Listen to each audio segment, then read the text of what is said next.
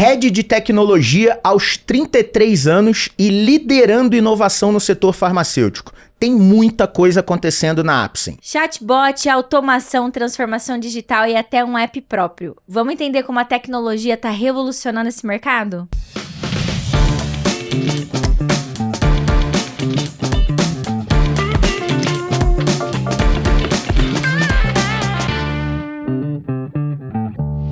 Fala galera, sejam bem-vindos a PQP, Performa que Pode. Eu sou o Leonardo Tristão e estou junto com a querida Ana Marim, recebendo quem, Aninha? Hoje a gente recebe o Guilherme Feitosa, conhecido como Feitosa. Ele é gerente de tecnologia da Apsen Farmacêutica. Ele fez análise de desenvolvimento na FATEC, então temos uma mesa de fatecanos aqui, orgulho. Fez MBA em Arquitetura de Soluções pela FIAP, MBA de Liderança, Inovação e Gestão pela PUC. O currículo é gigantesco, o cara é fera, eu vou deixar ele se apresentar. Bora, Guilherme, obrigado pela presença, cara, uma honra receber você aqui, que a Aninha falou. Olha que satisfação pra FATEC, eu vou fazer esse vídeo chegar na FATEC, viu? Isso aí. Uma mesa de fatecanos, olha que legal. Olha só, obrigado pelo convite, pessoal, muito feliz aqui em estar com vocês hoje. E vamos trocar uma ideia aí sobre inovação, tecnologia, lembrar um pouquinho aí da FATEC também, boa, né, dos nossos Centro Paula Souza ali. Cara, não sei vocês, meu tempo de FATEC foi muito legal, cara. Eu vivi a faculdade, Tipo, me envolvi com o centro acadêmico, organizei festa, estudei pra caramba, eu estudava à noite. Eu trabalhava de dia e estudava à noite, né? E mesmo à noite, pô, era um período super intenso, eu vivi a faculdade, né? Como é que foram vocês na FATEC? Curiosidade, vai. Antes da gente falar do que importa.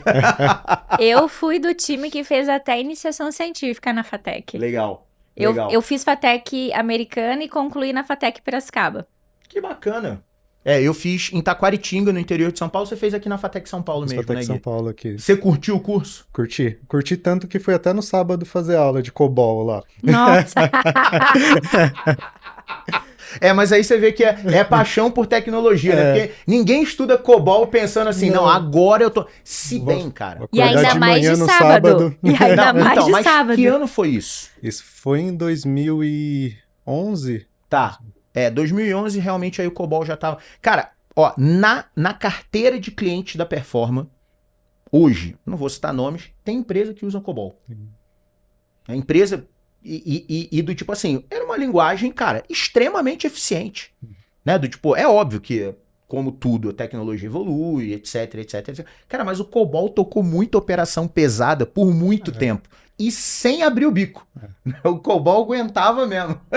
A primeira empresa que eu trabalhei, a gente fazia uma aplicação que fazia a validação dos códigos dos mainframes. Então era igual ali aquelas ferramentas que hoje rodam no GitHub, fazendo análise de código e tudo mais. Só que a gente fazia para o COBOL, para as queries ali de DB2, SIX, então a gente fazia em COBOL? Não, lá era em VB.NET que a gente fazia mesmo, mas também tinha uma parte ali que era C++ ali, que fazia umas análises mais alto nível de compilação ali.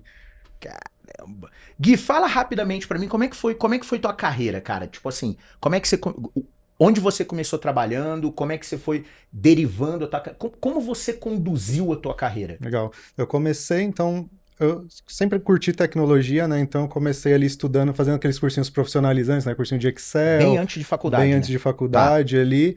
E aí eu já comecei a seguir nessa linha porque eu fiz ensino técnico também, o médio e técnico, que aí eu fiz ETEC também. Aí eu fiz a ETEC ali no Basilides, né, aqui em São Paulo também com ênfase em informática, que aí já foi ali, entrei no mundo da programação, ali comecei a programar ali com um pouquinho de VB, aquele C, o Pascal, que todo mundo sempre aprende Pascal, é de lei, né? E aí eu já comecei nesse mundo, e aí quando eu terminei a ETEC, eu já prestei FATEC também, mas eu dei sorte de estar participando de um processo seletivo, que aí eu já comecei a trabalhar com estágio na área voltado mesmo para programação. E aí... Caramba, praticamente você saiu do ensino médio empregado. Sim, eu dei essa sorte, assim, porque eu acho que muito também por causa de já vir dali da ETEC, ter passado na FATEC, então eu dei sorte de já conseguir essa vaga no primeiro mês da faculdade, assim. E aí foi muito legal porque os 2 primeiros meses lá foram treinamentos. Então, eles deram treinamento de SQL, de VB, de lógica de programação também no estágio. E aí foi muita coisa que eu uso até hoje de SQL, foi base que eu tive desse treinamento, assim, foi muito legal. Cara, Feitosa, isso tá corroborando um ponto. Uma vez eu tava batendo um papo, né, com a galera e alguns alunos, o pessoal um pouco mais novo, assim, que veio conversar comigo na Unicamp, lá em Limeira. Eu fui dar uma palestra na Unicamp, terminou a palestra, a galera veio conversar comigo, né? E aí falou, Léo, cara, como é que a gente entra? Como é que a gente começa? O que a gente faz? Como eu dou o primeiro passo? E eu falei pra eles, cara, vocês já pararam pra pensar que o ensino técnico é um baita acelerador pra tua carreira? Né? Não significa que você vai ser técnico a vida inteira, mas você ter um conhecimento técnico, ele é muito importante. E eu acho que a gente hoje no Brasil não explora todo o potencial dos cursos técnicos, sejam os técnicos médio e os tecnólogos, né? Porque é um atalho para o mercado de trabalho e um atalho que não te define em nada. Porque uma vez que você terminou o curso, você é tecnólogo, você pode fazer um MBA, você pode fazer uma especialização fora, você pode fazer uma carreira, começar a se certificar na minha época tinha as certificações Microsoft, as certificações Oracle, Sun e etc. E você vira um profissional super disputado no mercado. Eu acho que o Brasil... Eu posso falar pelo Brasil, né? Realmente eu não tenho conhecimento do exterior para saber como é ensino técnico no exterior. Mas aqui no Brasil, até dada a nossa característica, eu acho que a gente não usa todo o potencial de curso técnico. Eu acho que, pelo menos a impressão que eu tenho, assim, como o currículo fora, ele é mais... Ele não tem só as matérias que a gente tem aqui, tipo de geografia, história. Sim. Os currículos fora tem matérias que agregam mais, né? Música, robótica, coisas que aqui no Brasil, geralmente só tem em escolas particulares. Né? Então, esse ensino que agrega outras áreas de conhecimento, assim, faz falta aqui, né? Cara, eu tenho exatamente essa visão também. E Feitosa, conta pra gente, então, essa carreira técnica, né? Saiu praticamente do ensino médio, empregado, fez faculdade. Como que foi e quando que aconteceu essa transição pra liderança? Isso foi quando eu já estava ali na empresa anterior, né? Eu fiquei 10 anos na Vertem ali. Lá a gente cuidava dos principais programas de fidelidade, né, do Brasil. Então, o Santander Esfera, o Vivo Valoriza, IUP. Eu participei do desenvolvimento de todos esses programas ali, como desenvolvedor, efetivamente. E aí eu comecei a ficar muito voltado na parte de operação, na sustentação desses programas ali. Quando no finalzinho ali antes de eu chavear para gestão. E aí eu já conhecia praticamente todos os produtos que a gente tinha, os modelos de todos os programas lá, e para mim, como profissional, chegou num ponto que eu não estava me sentindo mais desafiado em conhecimento e eu não conseguia entregar mais. Eu sentia que eu poderia entregar mais se eu começasse a ensinar o que eu sabia ali, basicamente, né? E ajudar as pessoas ali que eu já fazia um trabalho de ajudar por causa do conhecimento que eu tinha, né? Das regras de negócio, das aplicações, só que eu ainda tinha que entregar o que eu tinha, então começava a faltar tempo. Eu falei, putz, preciso diminuir ali a carga do que eu tenho que entregar para ajudar mais as pessoas a entregarem também. Então esse foi o gatilho que eu tive ali para começar a chavear para gestão. E aí calhou na mesma época que eu decidi isso, saiu um gerente de operações de lá e abriu um processo seletivo interno. E aí eu falei, putz, por que não? Por que não? Deixa eu me arriscar aqui, deixa eu ver. Aí eu falei, eu sabia que eu não tinha chance na época porque eu não tinha experiência de gestão para uma vaga de gerência, né? Mas falei, putz, deixa eu participar para pelo menos sentirem que eu tenho interesse e eu ver o que falta para eu conseguir. Então foi muito rico nessa época participar do processo seletivo. Eu participei com pessoas que tinham muito mais experiência que eu, trocava com eles durante o processo seletivo e eu aprendi muito nessa época. E aí foi quando eu comecei a estudar a parte de liderança e gestão também, que aí eu falei, putz, falta isso. Cara, você ficou 10 anos na Vertem? Fiquei 10 anos na Vertem. Cara, eu gosto Vertem. muito da Vertem. Eu tenho vários amigos que trabalham lá. O Johnny, inclusive. O Johnny, legal. Estou com o Johnny direto eu cruzo com o Johnny ou em algum cliente, ou que é cliente nosso e cliente da Vertem também, ou em algum projeto que a gente entra junto. Legal. Então, é uma empresa que eu admiro, eu acho o pessoal lá muito gente boa, uma competência técnica imensa, adoro falar com o Clelson, acho o Clelson um cara genial, né? É muito legal. E a Vertem, vocês sempre tiveram esse desafio de lidar com ambientes complexos, né? Sim. As arquiteturas e infraestruturas sempre muito completas, né? E até porque a variedade de clientes que a gente tinha lá são muito diversos, né? A gente fala desde bancos ali, né? Então receber lá faturas de cartão para a gente transformar em pontos. Exato. Aí a parte mais B2C, pegar a parte de vendas ali, né? Da parte B2B, pegar, por exemplo, a campanha da Avon ali, que a gente pegava toda as vendas ali das representantes ali, basicamente, para transformar aquilo em pontos, né? E aí são regras super complexas, de quem indica quem, aí uma representante ganha ponto quando ela indica uma pessoa, mas aí ela ganha até 3 níveis abaixo. Então, você vai criando complicações ali que em todas as áreas de negócio tem essas complicações e são negócios diferentes. Então, você tinha que conhecer o negócio de cada cliente, basicamente, para você conseguir interpretar aquilo, transformar nas regras das aplicações para converter aquilo em ponto e depois você operar aquilo e sair durante o dia ali você tinha que chavear isso toda hora. Putz, eu tô falando com o cliente tal agora, é tal regra, daqui meia hora é outro cliente, outro segmento, eu tô falando de agro agora, por exemplo. Haja documentação, né? Tem que ter muita documentação estruturada aí. Ana, ó, agora eu vou falar por mim, tá? Não sei o Guilherme, Ele deu uma risadinha, Não, mas sabe o que acontece, aí. gente? Olha só, essa questão de documentação de software, a gente pode fazer um episódio sobre isso. Eu sei que precisa, mas, cara, na hora que o pau tá fechando, cara, bota pra funcionar, depois a gente vê. Só que o problema é que nunca tem o depois. Aí chega um momento que ou você olha o código e vê o que tá acontecendo, ou confia em quem desenvolveu. Por isso que a estratégia do DevOps no final nem é tão ruim, né? Porque você bota pelo menos pra sustentar o time que criou. Então dói menos, né? Mas legal, o Feitosa, quase que escapou um Gui, tá vendo? o Feitosa, mas vamos lá. A gente teve uma trajetória muito parecida, né? Eu também... A minha questão de liderança, ela não foi na área técnica, né? Foi quando eu fui para a área... Eu pedi para fazer uma migração para a área comercial. Meu conhecimento de tecnologia estava começando a me ajudar a vender as soluções, né? Eu trabalhava numa empresa que desenvolvia soluções sob demanda, né? E aí eu fui começar a vender, e aí eu tive que, para me movimentar, eu já tive que estudar algumas coisas novas, né? Eu era um cara, tava conversando com a Ana também falou, super cartesiano, né? Eu era um cara Por isso que eu falei da documentação, tá? Eu era desenvolvedor, cara, né? Então eu era um cara técnico, né?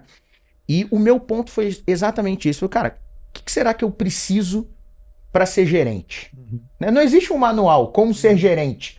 É um negócio que você tem que ir observando o seu líder, e aí eu acho muito importante, né? Você ser um bom líder. Hoje eu reconheço o quanto é importante você ser um bom líder, porque você está dando o exemplo para pessoas que daqui a um tempo serão líderes, né?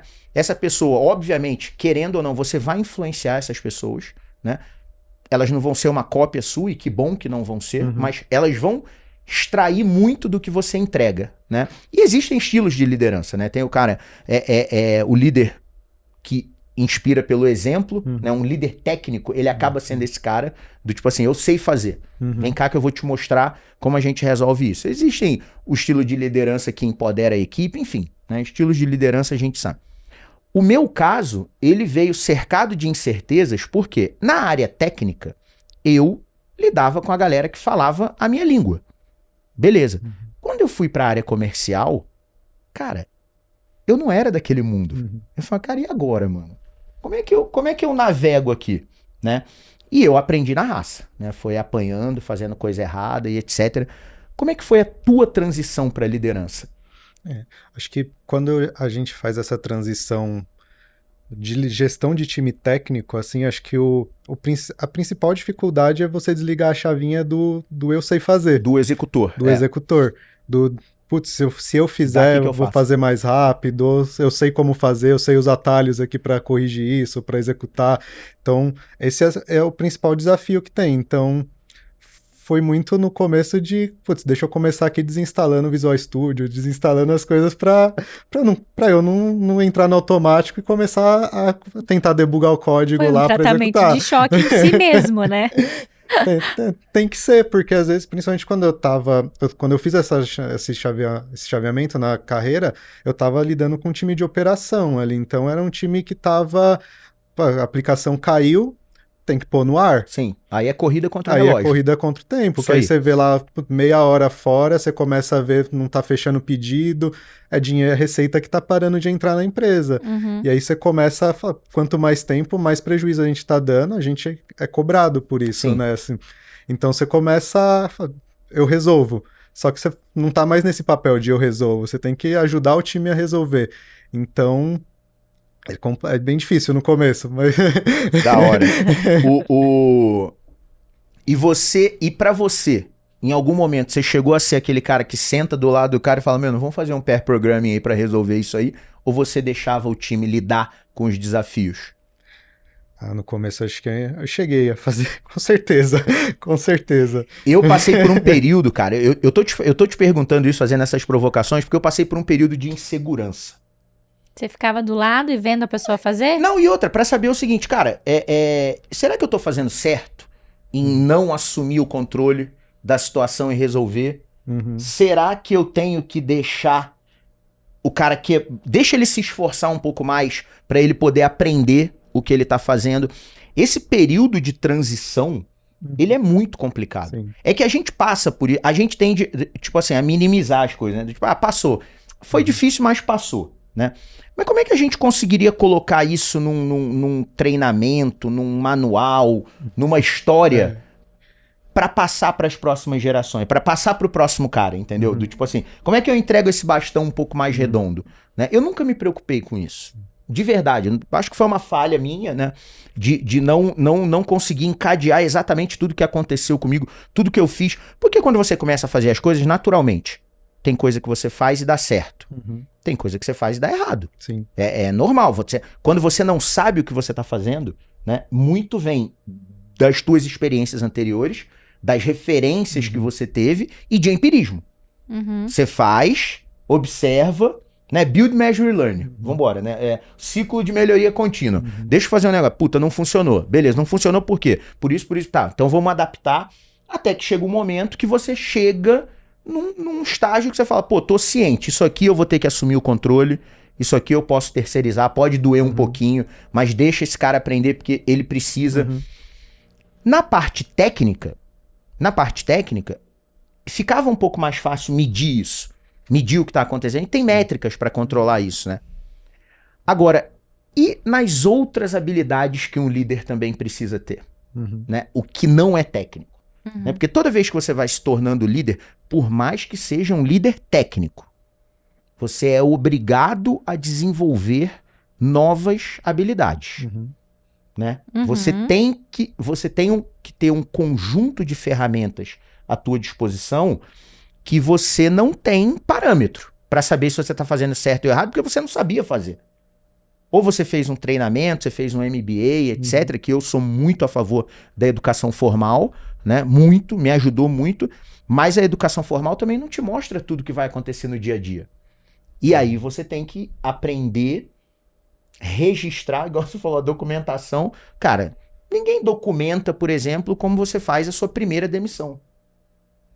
Você já precisou demitir alguém? É horrível, cara. Sim. É horrível. Sabe, ser empreendedor, coisa que eu mais gosto de fazer, contratar gente.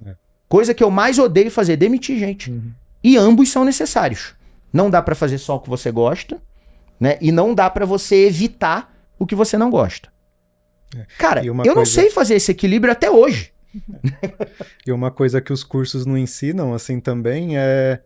Acho que o primeiro passo, assim, quando você vai se tornando líder é o autoconhecimento, né? Sim. Que é você entender ali os seus gatilhos, como você se comporta ali em determinadas situações, porque você tem que saber usar isso para quando você tá ali dialogando ou falando com outra pessoa, né? Porque você precisa entender como você precisa abordar aquela pessoa, qual vai ser a reação dela, mas você tem que saber também se adaptar àquela situação, para você não despertar alguma coisa nela, não despertar algum gatilho que você não consiga conduzir ali de algum jeito, né? É um trabalho muito intencional, né? Uhum. Precisa de Sim. muita intenção, muita Intencionalidade, dedicação. exato. É. Exato. E ainda mais dentro do setor farmacêutico, né, Feitosa? Que é um setor muito regulamentado, tem várias regras.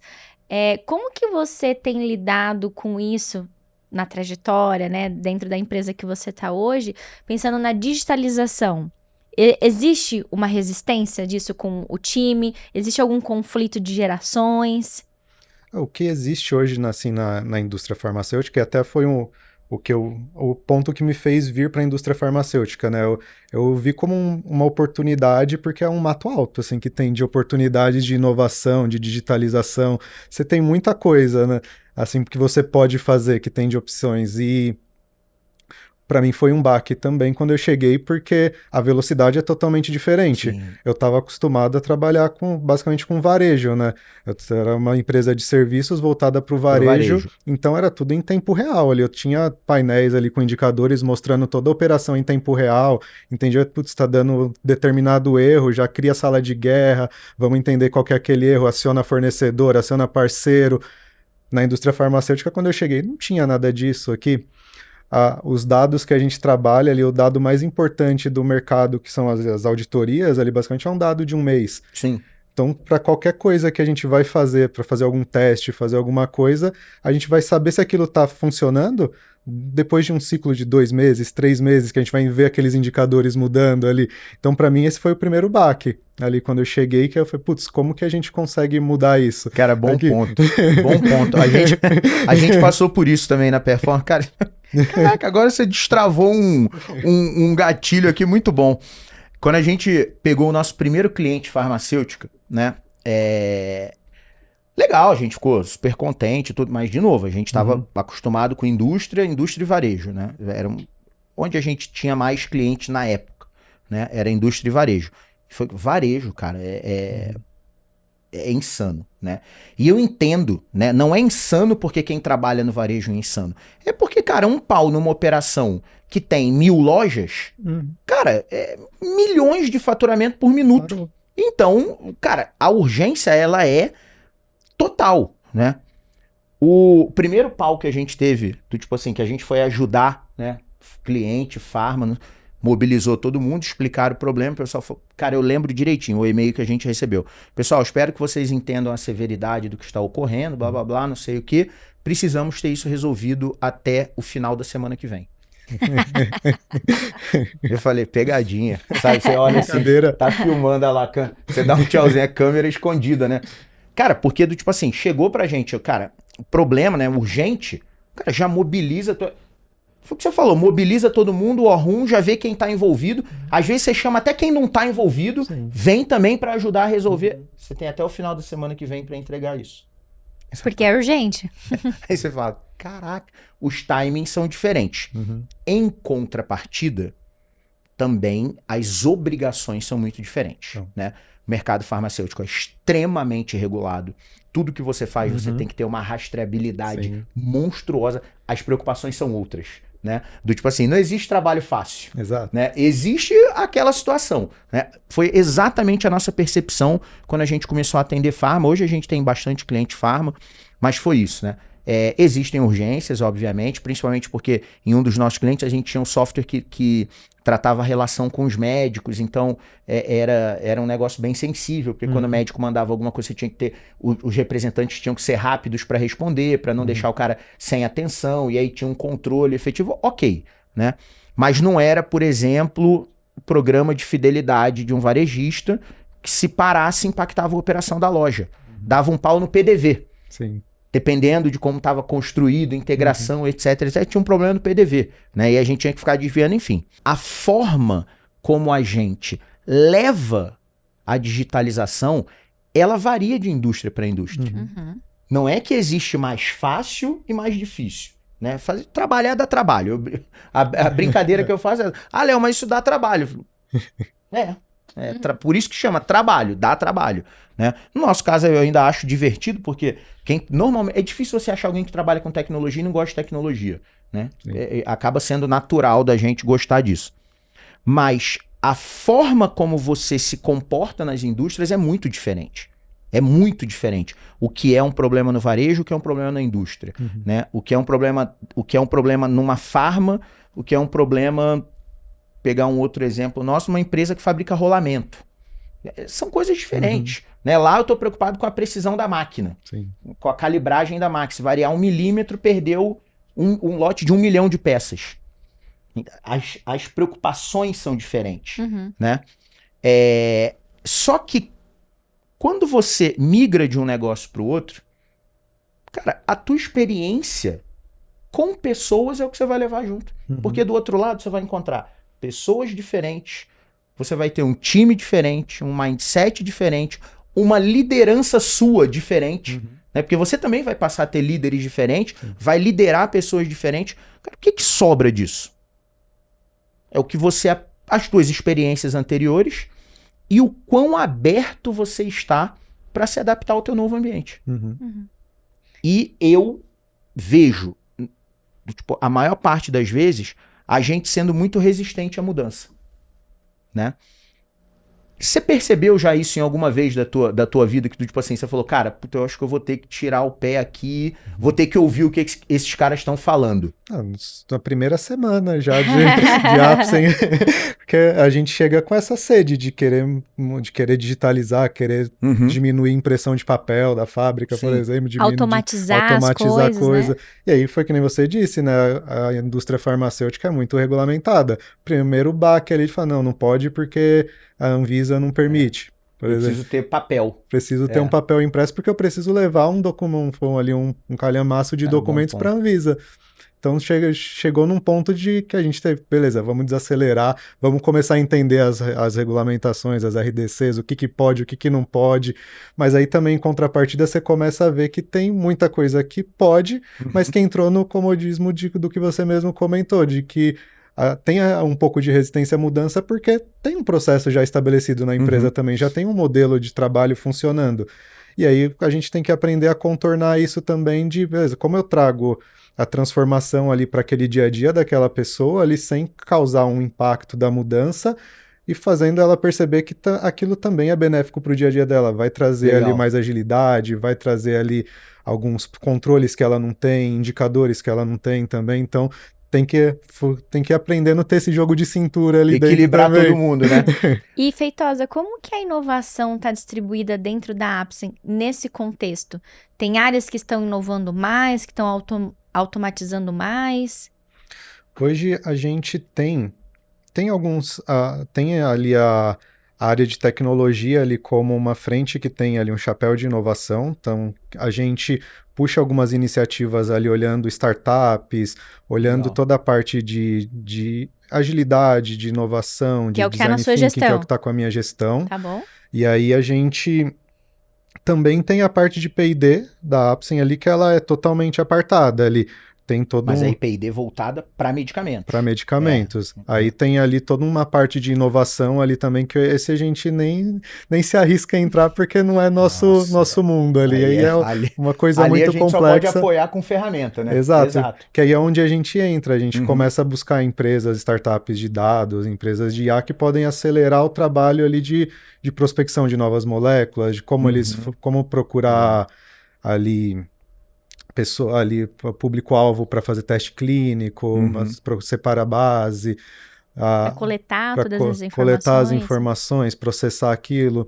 Então a gente olha muito por esse viés, até para a parte do processo mesmo da área, né? A gente fez alguns desenvolvimentos no ServiceNow para fazer o controle dos testes dos lotes de teste, dos lotes piloto de medicamento. Legal. Que ele Eles controlam todo o workflow, né, do teste, de falar, putz, o teste já passou por essa fase, precisa fazer o teste A, teste B, teste C, a molécula tal não precisa executar esse teste, então a gente controla todo esse processo hoje via ServiceNow, que antes era via papel, você precisava ter uma planilha lá que eles iam indicando, pegando todos os indicadores, executei tal teste, qual que foi o resultado? Pegava o resultado, anotava numa planilhinha lá, e aí depois de toda essa jornada, pegava aquele papel e arquivava aquilo lá. Então hoje a gente já tem isso digitalizado, por exemplo. Você tá há quanto tempo lá na Apsen? Vou fazer 3 anos agora em março. Pô, legal, Feitosa. E rapidamente falando, a Apsen é especialista em que tipo de medicamento? Hoje a Apsen ela tem um foco muito voltado para neuro, então a gente tem medicamentos para tratamento de sono, depressão. A gente lançou recentemente um produto para TDAH que fez bastante sucesso, o Atenta. E a gente está indo numa linha de especialidades que a gente tem, né? Então a gente não produz genéricos, a gente não vai para essa linha, né? Então são medicamentos de referência e valor agregado mais alto.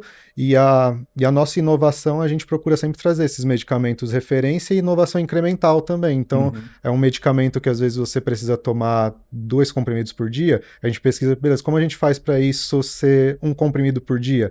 Ter uma absorção mais prolongada. Na experiência do cliente, né? Exato, muito pensado na melhoria da qualidade de vida da pessoa. Que legal. Diminui a complexidade também, porque a gente sabe que continuar um tratamento hoje é difícil para os pacientes, né? Então, se você consegue juntar 2 cápsulas em uma, a probabilidade da pessoa lembrar de tomar é maior. A gente conversou com um diretor da União Química, ele falou que um dos principais desafios hoje não é nem o acesso ao tratamento, né? É a sequência do tratamento, a continuidade. O paciente ter a disciplina de continuar o tratamento, né? Então, qualquer iniciativa dessa, pensando na jornada do cliente, acaba ajudando muito.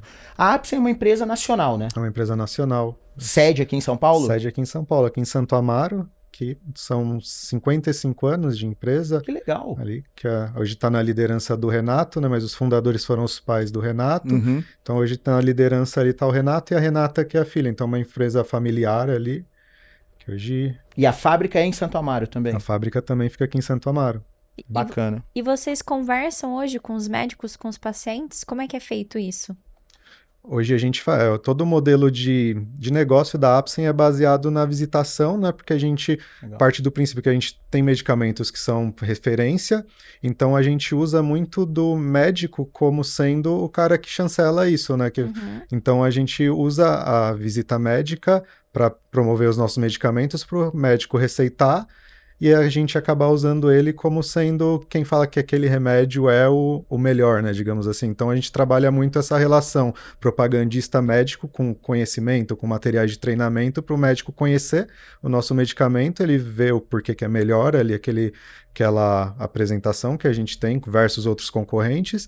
Então é esse basicamente o modelo, né? A gente tem... Bem importante também para vocês coletarem informações justamente para servir de substrato para as melhorias contínuas dos produtos, né? Entender como a molécula está performando diante dos diferentes cenários, né? E mesmo medicamentos que são de venda livre, que a gente tem, eles partem... tem venda livre também? A gente tem medicamentos de venda livre, mas parte da mesma estratégia também de usar o médico como alavanca para fazer a prescrição e a indicação daquele medicamento ou daquele suplemento. E existe algum uso de inteligência artificial nisso, ou chatbot de interação? A gente está começando agora a fazer um teste para treinamento dos propagandistas, né? Então a gente está desenvolvendo um modelo para simular como se fosse a conversa entre médico e propagandista, né? Então você criar... Que bacana! Que quando a gente está criando ali como se fosse um agente, né, que a gente passa qual é a persona dele, vai ser um médico que conhece, não conhece a Apsen, que tem uma determinada resistência ou não, um perfil DISC determinado ali para ele responder de determinada forma, e aí a gente está criando ele para um rep que entra, para ele fazer um treinamento ali, para ver como aquela IA vai responder, um simulador de visita, e depois a gente está estruturando para fazer como se fosse uma análise daquela conversa, para entender onde que o rep pode melhorar. naquela conversa, como ele executou aquela conversa, e aí a gente alimenta isso com os materiais de treinamento que a gente tem da força de venda também. Então. Cara, outro dia eu tava conversando com um amigo meu que trabalha numa indústria farmacêutica também, né? Eu falei com ele, cara, a indústria farmacêutica ela sempre foi muito disciplinada, por motivos óbvios, né? Muito regulada, sempre tendo que provar tudo, rastreabilidade imensa, uma responsabilidade gigantesca. Então é uma indústria que, por natureza, tem muitos dados. Todas as empresas farmacêuticas têm muitos dados sob controle. Cara, no passado, quando as empresas a maioria das empresas não ligavam muito para dados, cara, já existiam empresas especialistas em auditoria do que era vendido na farmácia para poder distribuir, enfim. Uma indústria que sempre teve muitos dados.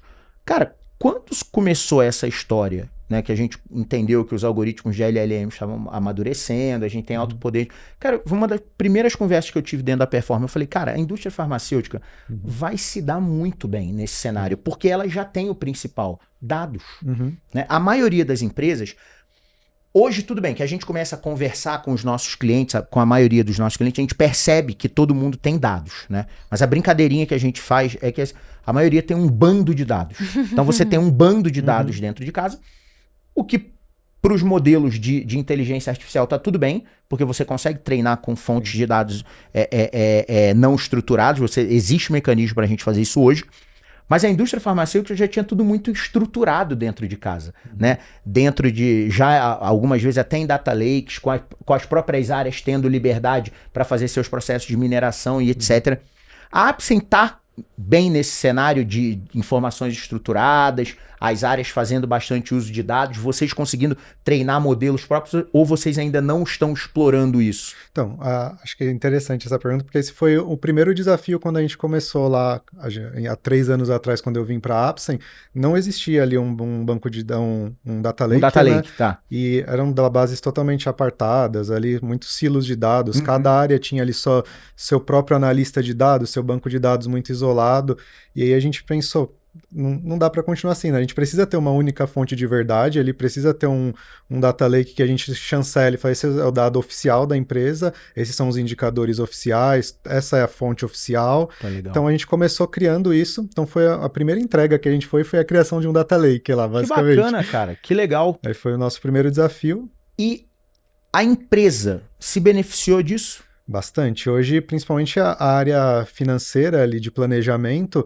é a principal fonte de dados, porque a gente, até um dos cases que a gente começou fazendo lá atrás foi de como extrair os dados do SAP em tempo real, que era uma grande dificuldade que a gente tinha de acessar os dados do SAP e principalmente fazer o CDC do SAP. Né? Sim. Então a gente começou isso aí, foi a primeira fonte que a gente foi atrás, foi de trazer os dados do SAP para o nosso Data Lake, e aí a área de planejamento é a área que hoje mais bebe do Data Lake ali, para fazer os estudos, para fazer os relatórios. E aí agora a gente está avançando para fazer toda a jornada de produção do medicamento, começar a criar os indicadores, a mesma visão que eu tinha de venda, desde colocar o carrinho... fazer um funil de produção, né? Fazer um funil de produção. Chegou a matéria-prima, o lote está aqui, e a gente fazer todo esse acompanhamento até a entrega para o distribuidor. Esse é outro desafio que a gente está fazendo agora. E como é a adesão das outras áreas a isso? As outras áreas da empresa, as outras lideranças, a galera lá é mais pró-inovação ou o pessoal ainda fica assim, pô, Guilherme, vamos testar isso aqui, Vamos com calma. faz numa linhazinha, depois a gente expande para outras. Como é que é o mindset da galera lá? É bem diverso. Tem áreas que são muito mais... aceitam muito mais a inovação, até por dores que eles têm, eles entendem que precisa, mas tem áreas que têm mais dificuldade de aceitar, até às vezes por não conhecer as tecnologias, assim, porque é um mundo muito novo para muita gente ali. Então a gente está fazendo também um trabalho de cultura lá muito forte.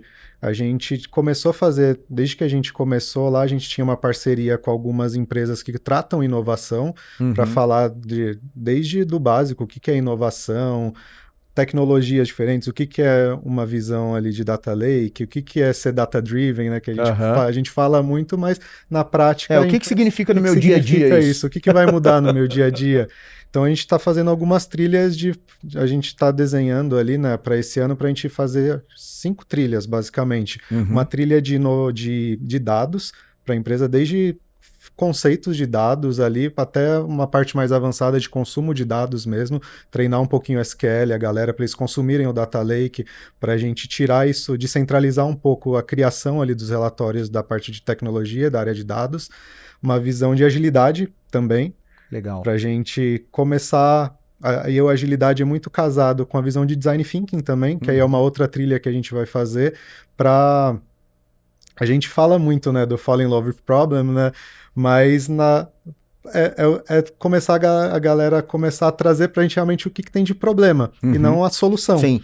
Porque apaixone-se pelo problema. Exato. Né? A gente chega pra gente muitas vezes, a gente fala, preciso de uma aplicação porque eu preciso dessa aplicação, eu preciso de tal relatório. Calma. Vamos dar um passinho atrás, né? Mas o que você tá, qual que é essa dor? O que você precisa? Aí a gente começa a debruçar no problema, começa a entender, e a gente quer que as outras pessoas começem a fazer esses questionamentos também, para parar um pouco com essa visão de contratar uma ferramenta que às vezes não resolve aquele problema, até para melhorar a qualidade de dados também, porque muitas vezes o problema é lá atrás de algum dado que não foi preenchido ou no SAP, ou de alguma coisa que está faltando, que aí quando chega lá na frente do processo, gera dor para aquela área, porque no começo falhou, né? Cara, sem dúvida.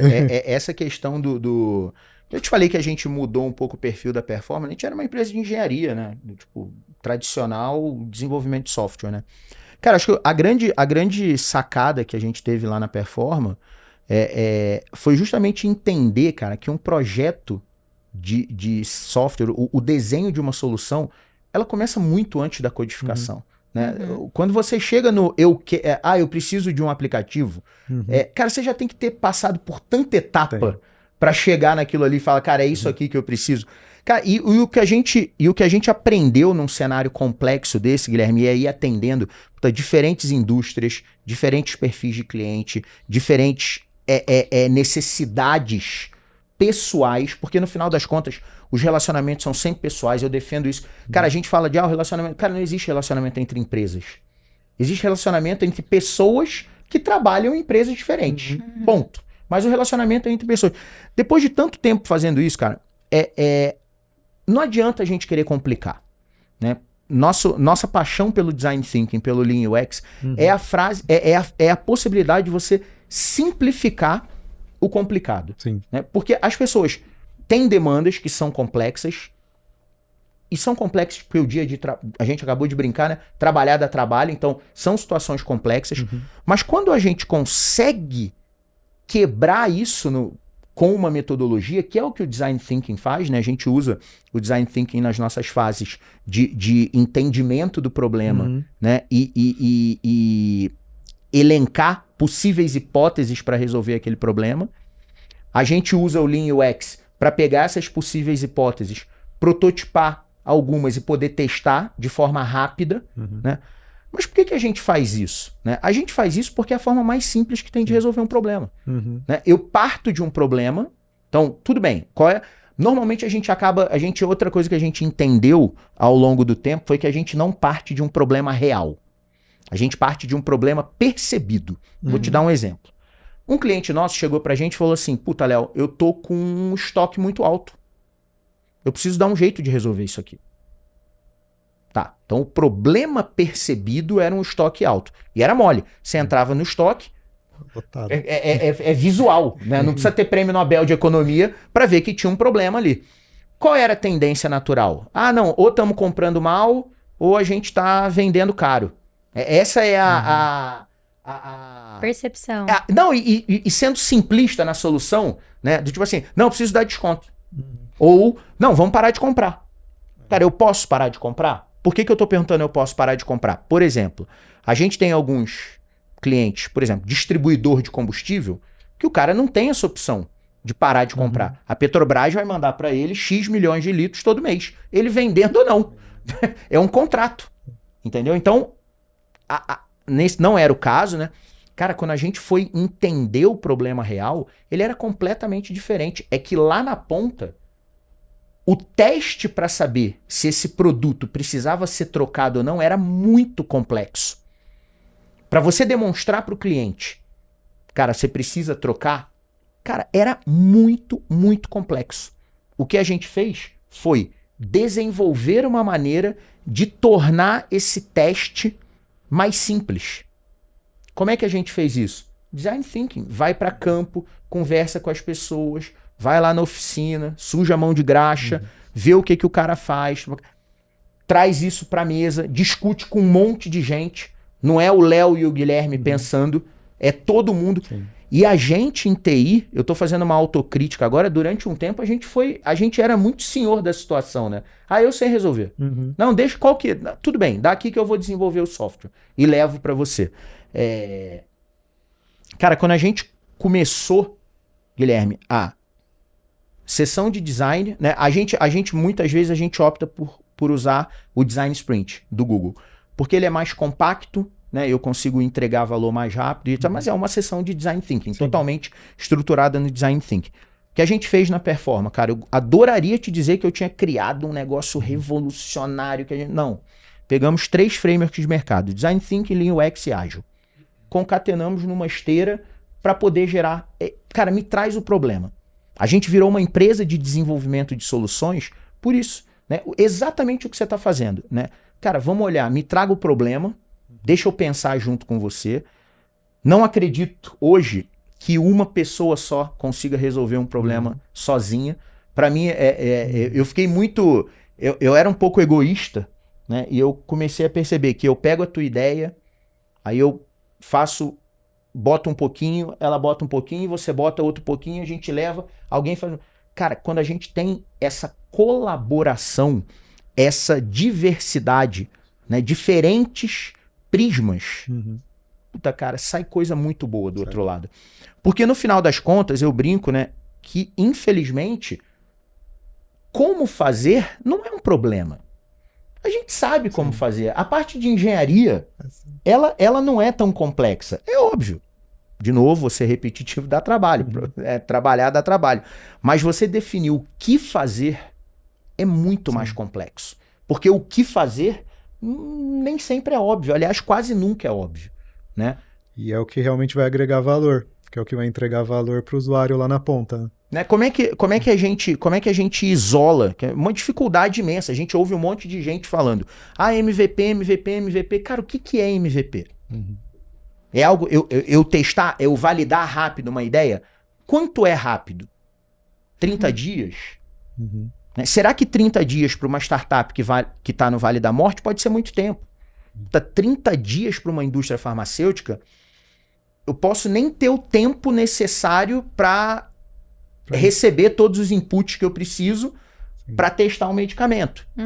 Outro ponto, o que eu considero que realmente validou minha ideia? Como eu posso bater o martelo e falar assim, Guilherme, com isso aqui validamos a nossa ideia? Então, construir um MVP é algo muito difícil. Pô, tem ferramenta para isso, né? O que a gente olha lá, os pilares da inovação? Né? Viável, factível e desejável. Porque é aí que eu entendo. Pô, eu estou entregando valor em algum ponto da jornada que eu estou me propondo a resolver? Tô. Pô, legal. É desejável. Ó, isso aqui, eu tenho tecnologia suficiente para construir isso aqui? Tenho. Pô, legal, é viável, né? E, financeiramente falando, isso aqui para de pé? Sim. Para. Pô, é factível. Cara, já tem um grande indício de que eu tenho um MVP pintando. Cara, é o óbvio, mas às vezes, dentro de casa, a gente não faz o óbvio. Lá na Apsen, como vocês estão fazendo isso? Tem cases de sucesso que você pode compartilhar com a gente? Sim, tem. Lá até com um gancho um pouco do que o Léo comentou, né? Hoje a gente está... O modelo de trabalho de tecnologia mudou um pouco lá, né? Porque o time de tecnologia mudou muito, né? Antes era basicamente suporte, antes da gente entrar. Então, com a vinda dos times de produtos, dos times de desenvolvimento, Que legal. a gente se aproximou muito da área de negócio também, com a nossa visão de produtos. Então, a gente, hoje, dentro da nossa estrutura, basicamente a gente reflete as estruturas de negócio. Então, eu tenho basicamente 2 tribos principais, uma olhando a VP comercial ali e executiva, e outra olhando o VP industrial e técnica. E aí eu tenho coordenadores de produtos ali que fazem toda a aproximação com a área de negócio, fazem entendimento, eles estão vivendo fazem o o papel de negócio. PO? Eles fazem como se fosse o papel de PM. PM, perfeito. Isso. A gente chama os coordenadores de produtos com os PMs ali, e aí abaixo dos coordenadores de produtos a gente tem os PMs, basicamente, que são os POs no mercado, Sim. né? Mas a gente Que convencionou lá acabam chamar sendo os assim. especialistas que fazem esse papel de PO, né? Exato. Legal. E aí a gente, dentro dessas tribos, tem squads olhando para cada vertical ali, que hoje a gente tem mais demandas. Então a gente hoje tem uma squad dedicada olhando para a experiência do rap, ali que a gente desenvolveu um app interno de uma necessidade Bacana. que surgiu para fazer visitação no varejo. Quando a gente, há 2 anos atrás, surgiu a necessidade de começar a fazer... Quando você fala do varejo, você tá falando lá da farmácia, o fazer ponto de venda mesmo. Legal. Que era uma necessidade de fazer basicamente aquela visitação de merchandising para ver se o produto tá bem demonstrado, gôndola, se o preço tá de acordo com o que foi negociado e tudo mais. Só que quando a gente foi para mercado, não tinha um produto bom para o segmento farmacêutico, ou para isso, ou ele era muito voltado para o varejo clássico ali, Sim. né, para as campanhas de supermercado e tudo mais. Então a gente discutiu internamente e acabou decidindo fazer um app interno. E aí a gente entregou ele no começo do ano passado, se eu não me engano. Velho. A gente teve ali uns 6 meses de desenvolvimento para desenvolver o app, e aí a gente hoje está rolloutando ele para toda a força de venda que visita a PDV, para eles fazerem parte de treinamento, fazer o DGMPT. A gente está coletando muito indicador agora que antes não tinha nessa visitação, e cada vez mais a gente está colocando funcionalidades para testar, para pivotar ali, para ver o que dá para fazer, o que não dá, o que a gente consegue facilitar para a visita do rap que vai lá no PDV. Para a experiência dele ser boa. Para a experiência dele ser boa. E para a companhia poder rentabilizar essa visita, né? Porque ela não é barata. Não é barata e é uma visita curta que ele tem para coletar muitas informações, né? Então, como que a gente torna aquela jornada que é de 15 minutos, 20 minutos ali, como a gente consegue coletar o máximo de informações que dá numa experiência fluida que o cara consiga trazer ali pra gente e a gente usar isso internamente para transformar aquilo em dados para retroalimentar aquela visita. Que aí entra o caso até um pouco com a visão que a Aninha comentou a visão de IA, né? O que a gente está usando. Então a gente está começando a uma visão de como se fossem agentes, né? De como a gente cria agentes para facilitar, para serem pares ali dos colaboradores, né? Então a gente tem essa visão do app que agora a gente está começando a colocar alguns agentes dentro dele também para ajudar na visitação, mas internamente a gente tem essa visão de que a automação hoje ela mudou, né? A automação não é simplesmente pegar um processo, automatizar ele ali do jeito que ele é. Com a visão de agentes, hoje você consegue transformar aquilo com uma IA para a própria automação começar a interpretar aquele dado, te dar algum insight daquilo e às vezes tomar a melhor decisão para qual processo ele chama, qual execução ele toma ali. Então a gente está começando a transformar isso também. E aí, fora essas squads do comercial, né, ali olhando a experiência do rap, a gente tem uma olhando o back-office, né, a experiência do back-office, que a gente chama. Dos colaboradores que trabalham na matriz, ali, tem uma squad olhando para isso, e uma squad olhando a experiência do médico também, que hoje a gente tem um produto que faz toda a parte de captação do médico, para o médico que não conhece sobre a Apsen, para ele fazer treinamento, conhecer o nosso portfólio, e aí a gente começa a ver essa jornada de como ele conhece o nosso portfólio, de como também a experiência dele é fluida, porque o médico também hoje tem 200 plataformas que entregam conteúdo para ele, que ficam acionando ele de várias formas. Como ser relevante nesse cenário, né? Como a gente consegue captar a atenção daquele cara. E basicamente as especialidades que vocês mais atuam, você falou, são com neuro... Urologia, pediatria também tem. Parte de TDAH também, né? Você falou? Neuro, dentro de neuro. O neuro que vai tratar. Sim. Parte de... Eu tenho medo de ir num neuro e nunca sair. Nem vou. Aí eu evito o problema. Evito a dor de cabeça. Eu nem vou, pra não ter problema. A gente tem alguns medicamentos também muito conhecidos pra dor, né? Pra o Miozan, o Flancox, que são ali mais pra dor muscular, né? Também. Então, para reumato, ortopedia também, são bem famosos também. Bacana. Vocês têm medicamento de uso contínuo, né? Sim. E aí, obviamente, vocês devem ter algum programa, algum PBM disponível lá com os varejos, né? Exato. Vocês captam alguma informação disso para entender o ciclo de tratamento, como é que os pacientes estão? Meu ponto é, vocês em algum momento já estão olhando também a jornada do paciente ou isso ainda são dados que estão sendo coletados para serem trabalhados no futuro? Hoje a gente coleta, mas hoje a gente ainda não usa muito esses dados. Isso está numa visão que a gente está construindo. A gente tem uma visão de, um pouco também do nosso background de ecossistema de engajamento, né, que a gente tem chamado. Sim. Que é basicamente... Pô, tua praia é a minha praia. Então, a gente parte do princípio que quando um paciente vai no médico, ele pode ter ali uma prescrição ali, essa prescrição pode ter ali um gatilho também, ter uma entrega de amostra grátis, que essa entrega de amostra grátis pode ser uma amostra física, ou poderia ser, por exemplo, um cupom de desconto para ele resgatar na farmácia.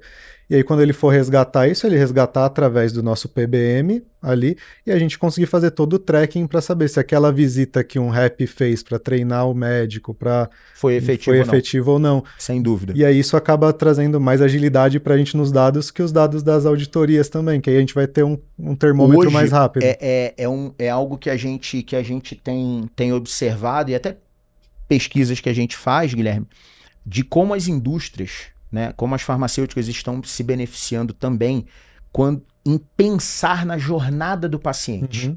Né? Tudo bem que o meu relacionamento é com o médico. Isso não vai mudar.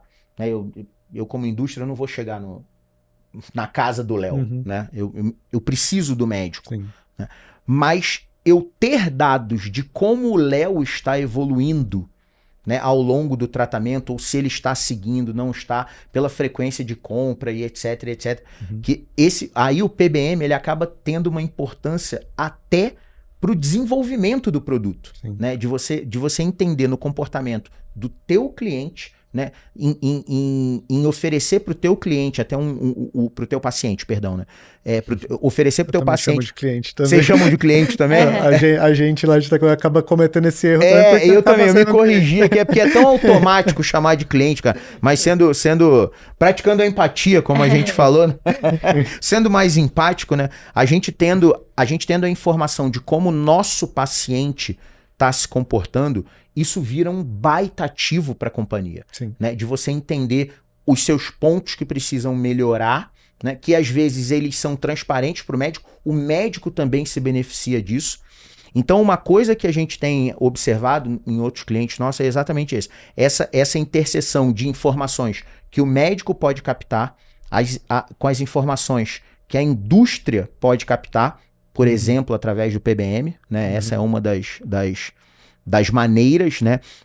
A gente vê algumas indústrias que hoje oferecem apps para fazer acompanhamento para o próprio paciente, fazer um acompanhamento do tratamento dele, ter uma forma de interagir, tirar dúvida, etc., ou receber dicas, enfim. Mas tudo com um intuito, obviamente, garantir que eu estou conseguindo levar saúde, né? Que é o que acaba sendo o principal mote de quase todas as indústrias farmacêuticas, mas também coletar informações que me permitam melhorar esse ecossistema. Porque um ponto é esse. Quando você vai para o médico, levando para ele informações que também podem ser úteis para ele, ele vai te ouvir de uma maneira diferente. Né? Quando você entrega alguma coisa, também, e isso vale para qualquer coisa, né? Quando você entrega, o cara tá muito mais propenso a parar para te ouvir. Fala assim, cara, deixa eu ver o que o Guilherme tá falando aqui, porque... Faz sentido. Faz sentido. Essa história dele tá funcionando, né? E eu venho notando que, de novo, né? Pode ser uma visão enviesada, e a maioria das vezes acaba sendo, porque eu sou um cara de tecnologia, eu sou um cara que trabalha com dados, informações, etc. Do tipo assim, quanto mais eu me preocupo com o meu paciente, melhor eu sou operacionalmente. Eu opero melhor o meu dia a dia se eu sei o que está acontecendo com o meu paciente. Mas qual que é o grande problema? Entre a indústria e o paciente, tem o médico e a farmácia. Eu tenho que dar um jeito de encurtar essa distância. Cara, esse desafio, ele é maravilhoso. Né? E aí entra nas lacunas de regulamentação, porque a gente não pode comunicar direto para o médico, a indústria com o paciente, né, para alguns medicamentos, né? Que aí entra nos primeiros baques que a gente teve lá no passado de como a gente consegue transformar isso sem poder comunicar também nessa relação. Assim. Você vê a complexidade do tipo assim, entre eu e o cara, vamos ser honestos, galera, vamos falar português claro aqui, ó. Entre eu e o cara que bota dinheiro no meu caixa, tem duas pessoas que são extremamente importantes, ambos agregam valor à jornada. Perfeito. Mas mesmo que eu tenha uma ideia mirabolante, eu não posso... Eu não quero bypassar ninguém financeiramente, não é isso que eu tô falando. O médico vai sempre ter a importância dele, óbvio. Aliás, agradeço a todo mundo aí que é médico. Obrigado por vocês existirem, porque é algo que eu não tenho a menor... né? Eu sou o cara que vê sangue e sai correndo. Então, obrigado, médicos, por vocês existirem. E as farmácias também desempenham um papel... né? A gente tem um cliente que é um grande varejista farmacêutico, acho que talvez um dos nossos... tá entre os 3 maiores clientes da Performa. Cara, tem parte do trabalho deles que, sem brincadeira, é vocação. É o cara ter uma farmácia num vilarejo que você só chega de barco. E que bom que existe, porque tá criando acesso, né? Mas é isso que eu tô falando. São dois intermediários que são extremamente valiosos.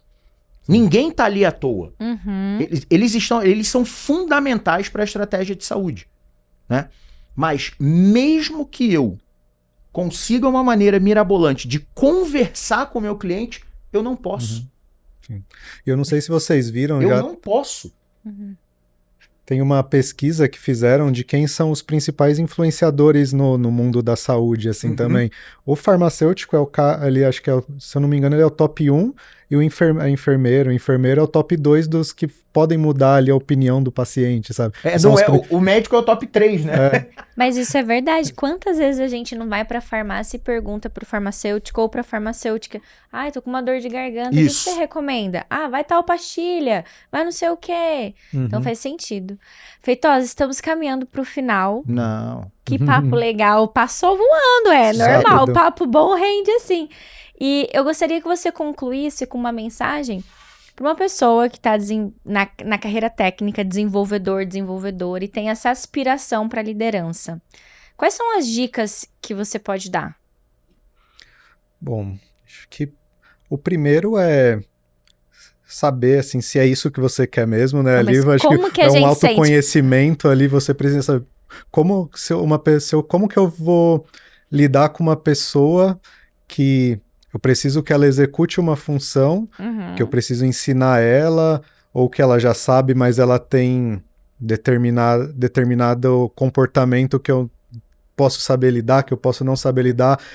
Eu tô preparado para isso? Acho que esse é o primeiro gatilho, assim, de você se conhecer nesse ponto de entender se você vai saber se adaptar às reações das pessoas, porque quando a gente é técnico, a gente é a gente com a gente mesmo em um computador ali. A gente não precisa lidar com reações, com emoções das pessoas, né?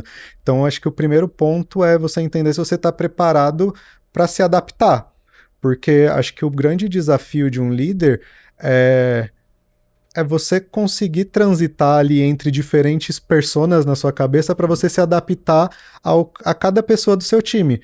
Você não tem que fazer o seu time se moldar a você que tem que se moldar as pessoas do seu time.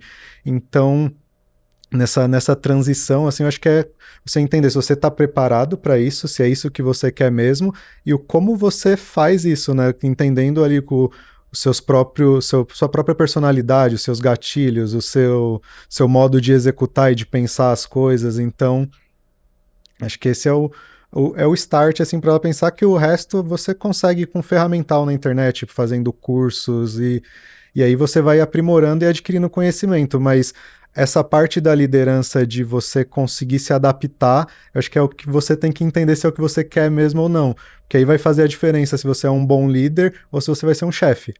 E tem um outro ponto aí, Ana, até fazendo também até um contraponto à sua pergunta pro Guilherme. Adorei a pergunta e a resposta dele, eu não poderia concordar mais, né? Principalmente sobre a questão do tipo assim, não adianta o time se adaptar a você. Você fazer isso, cara, você tá jogando fora o cérebro da tua equipe e eles passam a ser braço. Potencial. Exatamente. Tem um outro ponto que eu acho importante, principalmente nas carreiras técnicas, é todo mundo estar ciente que tá tudo bem você não querer ser líder. De você querer ser um super técnico, se especializar cada... Aliás, a gente precisa muito dessas pessoas. Então tá tudo bem se você não quiser ser técnico. Siga sua carreira de especialista, siga se especializando, principalmente eu tô falando de tecnologia, mas eu acho que praticamente em todas as áreas, conhecimento é infinito. Né? Você nunca vai falar assim, eu não tenho mais o que aprender. Tem, eu juro que você tem. Né? E é uma visão que a gente tinha muito de que para você ganhar mais, crescer na sua carreira, você tinha que virar gestor. Não mais. Mas a gente tem esse benefício, principalmente na tecnologia, de fazer a carreira em Y. Né? Você pode chavear para uma linha de ser um especialista muito bom ou de você ser um gestor muito bom. A diferença é se você quer lidar só com máquina ou se você quer lidar com pessoas. Exatamente. E os dois funcionam. Os dois funcionam e o mercado tem espaço para ambos. Para né? todos. Muito bom. Exatamente.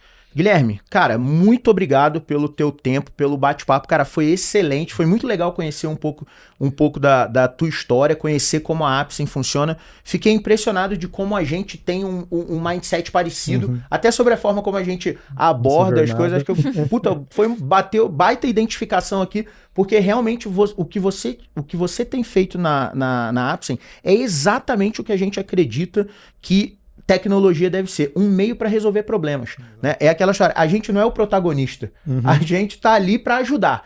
Deixa outras pessoas brilharem. Eu brincava quando eu era técnico, que era o seguinte, qual é a minha métrica de sucesso? Ninguém me ligou. O silêncio é o nosso elogio. Tipo assim, cara, se ninguém me ligou, é porque tá, missão cumprida. Se o telefone não tocou de madrugada... Guilherme, muito obrigado pelo seu tempo, valeu.